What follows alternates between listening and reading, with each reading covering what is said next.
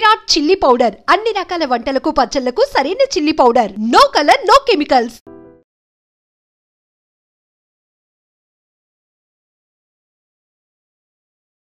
నమస్తే, welcome to iDream talking point with కవిత.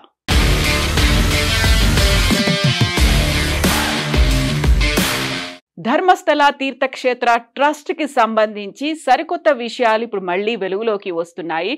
ఈ Dharmasthala mass burial కేసుని డీల్ చేసినటువంటి సిటీ సివిల్ కోర్ట్ జడ్జికి సంబంధించి ఇప్పుడు ఆరోపణలు అయితే వెల్లువెత్తుతున్నాయి. యాక్చువల్గా ధర్మస్థలలో జరిగినటువంటి మాస్ బరియల్ కేసుకి సంబంధించి కర్ణాటకకి సంబంధించినటువంటి 300 యూట్యూబ్ ఛానళ్లకి సంబంధించి ఒక గ్యాగ్ ఆర్డర్ని పాస్ చేసినటువంటి city civil court judge Vijay Kumar రాయ్కి సంబంధించి అక్కడ ధర్మస్థల తీర్థక్షేత్ర ట్రస్ట్ ఆధ్వర్యంలో రన్ అవుతున్నటువంటి లా కాలేజ్లోనే ఆయన చదువుకున్నాడు, అందువల్లే ఆయన ఒక గ్యాగ్ ఆర్డర్ని పాస్ చేశాడు అనేటువంటి వార్తలు, వాదనలు, ఆరోపణలు ఇప్పుడు వినిపిస్తున్నాయి. విజయ్ కుమార్ రాయ్ తను ధర్మస్థల తీర్థక్షేత్ర ట్రస్ట్ కి సంబంధించి వస్తున్నటువంటి మాస్ బరియల్ విషయాలకు సంబంధించి అటు సోషల్ మీడియాతో పాటుగా యూట్యూబ్ ఛానళ్లు, ఫేస్బుక్లు, ఇన్స్టాగ్రామ్లు, ట్విట్టర్లు వీటన్నిటికీ సంబంధించి దాదాపు 8,800కు పైగా లింకులకు సంబంధించి ఒక గ్యాగ్ ఆర్డర్ పాస్ చేశారు. అది అన్ఆథరైజ్డ్ పర్సన్స్ లీక్ చేస్తున్నారు. అక్కడ యాక్చువల్గా ఏం జరుగుతుంది అనేది బయటికి తెలియకుండా వారిని కంట్రోల్ చేశారు. దానికి కారణం ఆయన అక్కడ ఉన్నటువంటి SDM లా కాలేజీలో ఆయన చదువుకున్నారనేది.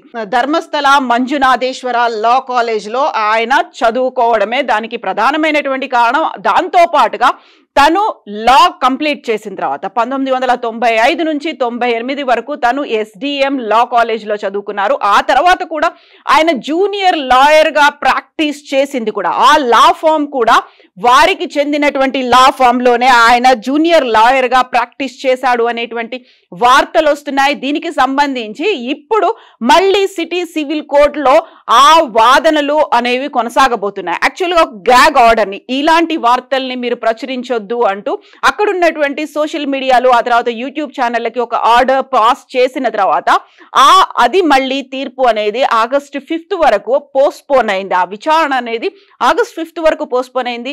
ఆలోపు దానిని వార్తల్ని ప్రసారం చేయొద్దు అని చెప్పినప్పటికీ అక్కడ ఉన్నటువంటి విజిల్ బ్లోయర్స్, సోషల్ యాక్టివిస్టులు, అక్కడ ఉన్నటువంటి యూట్యూబ్ ఛానళ్లతో పాటుగా మరికొంతమంది అక్కడ సోషల్ యాక్టివిస్టులు కలిసి కర్ణాటక హైకోర్టుని అప్రోచ్ అయ్యారు. దాంతో కర్ణాటక హైకోర్టు ఆ గ్యాగ్ ఆర్డర్ని రద్దు చేసింది. అక్కడ ఉన్నటువంటి ఏం జరుగుతోంది అనేది తెలుసుకోవాల్సినటువంటి అవసరం ఉంది. At the same time public interest అనేది ఉంటుంది కాబట్టి భావ ప్రకటన స్వేచ్ఛని మనం అడ్డుకోలేము కాబట్టి ఆ గ్యాగ్ ఆర్డర్ని మేము రద్దు చేస్తున్నాము అంటూ కర్ణాటక హైకోర్టు తీర్పునిచ్చిన నేపథ్యంలోనే అప్పటిదాకా అందరూ అన్ని రకాల వార్తల్ని ప్రచురించినప్పటికీ కూడా ఐ డ్రీమ్ కూడా ధర్మస్థలకి సంబంధించి వార్తల్ని ప్రచురించలేదు. బట్ ఆగస్టులో 5 దాకా కాకుండా ఈ లోపుగానే పోయిన శుక్రవారం రోజే కర్ణాటక హైకోర్టు ధర్మస్థలలో ఏం జరుగుతుంది అని తెలుసుకునే అవసరం కావచ్చు, తెలుసుకోవాల్సినటువంటి పరిస్థితులు ఉన్నాయి కాబట్టి వాటిని ప్రచురించవచ్చు అని చెప్పిన తర్వాత మాత్రమే మనం ధర్మస్థలకి సంబంధించినటువంటి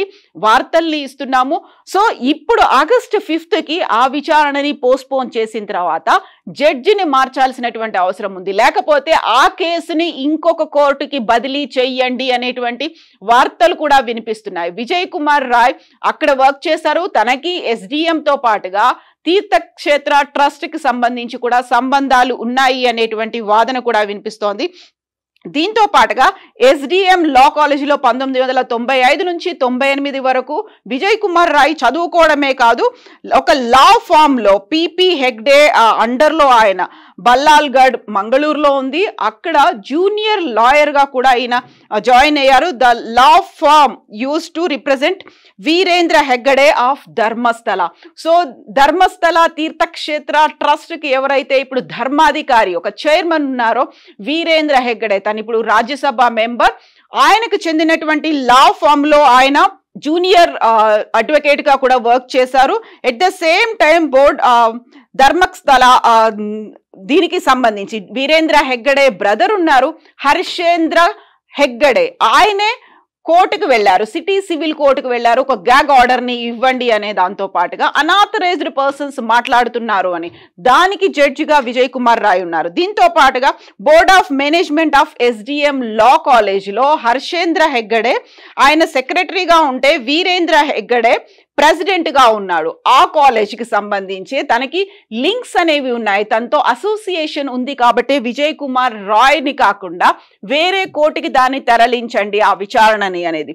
యాక్చువల్ గా ఒక జడ్జ్ ఇన్ ఫేవర్ ఆఫ్ తీర్థక్షేత్ర ట్రస్ట్ లేకుంటే హర్షేంద్ర కుమార్ హెగ్గడేకి సంబంధించి అనుకూలంగా వ్యవహరించారు అనేటువంటి వాదన ఒక మాట అనే దాంతో ఇప్పుడు గతంలోనే జరిగినటువంటి హత్యకులు, మాస్ బరియల్స్, అత్యాచారాలు, అఘాయిత్యాలు వీటికి సంబంధించి ఒక పోలీస్ అండదండలు ఉన్నాయి, లేకుంటే అక్కడ రాజకీయ పలుకుబడి ఉంది, అక్కడ ఉన్నటువంటి అధికారులు, పంచాయతీ అధికారులు వీళ్ళందరూ కూడా కుమ్మక్కయ్యారు, మాస్ బరియల్స్ ని బయటికి రాకుండా చేశారు. దీంతో పాటుగా 2000 నుంచి 2015 మధ్య కాలంలో జరిగినటువంటి అన్ఐడెంటిఫైడ్ పర్సన్స్ అన్యాచురల్ గా జరిగినటువంటి డెత్స్ కి సంబంధించినటువంటి రికార్డ్ కూడా మిస్ అయిపోయింది, దాన్ని తగలబెట్టేశారు. ఆ 15 ఏళ్ల కాలంలో జరిగినటువంటి అన్యాచురల్ డెత్స్ రికార్డ్ అనేది ఇప్పుడు లేకుండా పోయింది. అంటే అటు పోలీసులతో పాటుగా ఇప్పుడు విజయ్ కుమార్ రాయ్ కి సంబంధించి ఆయన కూడా అనుకూలంగా వ్యవహరించాడు అనే వాదనతో ఇటు జడ్జిలు కూడా వాళ్ళకి తగ్గట్టుగానే వ్యవహరిస్తున్నారు అనేటువంటి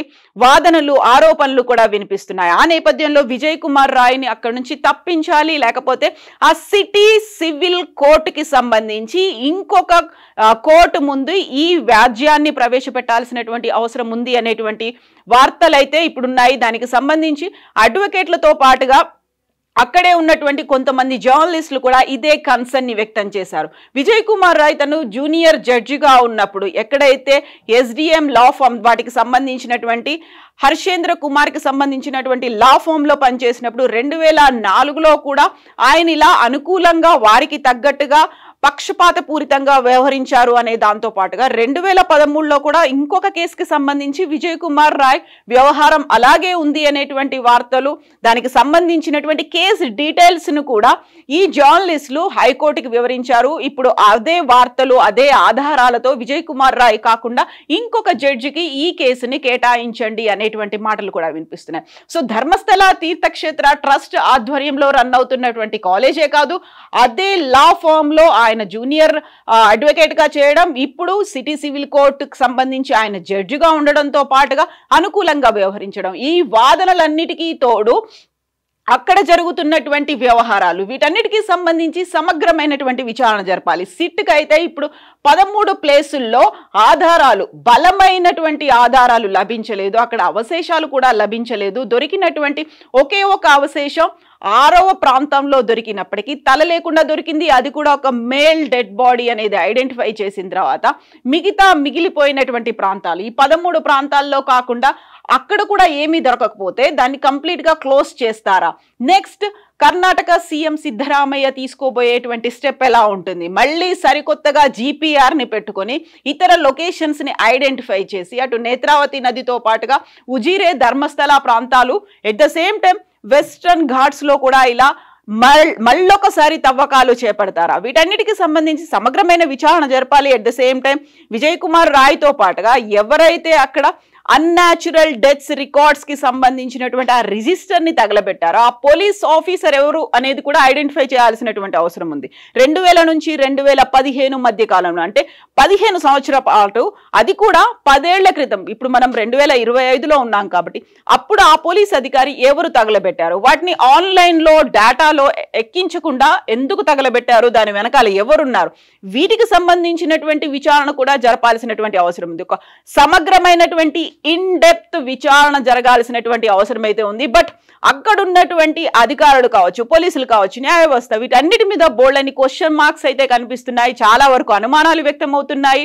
ముందు నుంచి 1979లో వేదవల్లి అనేటువంటి ఒక మహిళ అదృశ్యమైపోయి ఆ తర్వాత డెడ్ బాడీగా కనిపించిన తర్వాత అప్పటి నుంచి టిల్ డేట్ ఇప్పటిదాకా ఏం జరిగింది, ఏం జరుగుతోంది, వీటన్నిటికీ సంబంధించినటువంటి వివరాలు రావాల్సినటువంటి, బయటికి రాబట్టాల్సినటువంటి అవసరం అయితే ఉంది. అక్కడే కేవలం అక్కడున్నటువంటి అధికారులు, డీజీపీతో పాటుగా మిగతా ఎస్పీలతో ఏర్పడినటువంటి సిట్ బృందం వర్క్ చేస్తోంది. కాకపోతే సిట్లో ఉన్నటువంటి ఒక అధికారి ఎవరైతే ఇలాంటి మాస్ బరియల్స్ నా చేతులతో నేను చేశాను అని చెప్తున్నటువంటి మాజీ పారిశుద్ధ్య కార్మికుడిని బెదిరించారు అని చెప్పాడు. కాబట్టి ఈ సరికొత్తగా ఇంకొక సిట్ని ఏర్పాటు చేస్తారా? ఈ 13 ప్రాంతాల్లో తవ్వకాలు అన్నీ అయిపోయిన తర్వాత ఇంకొక సిట్ని ఏర్పాటు చేస్తారా?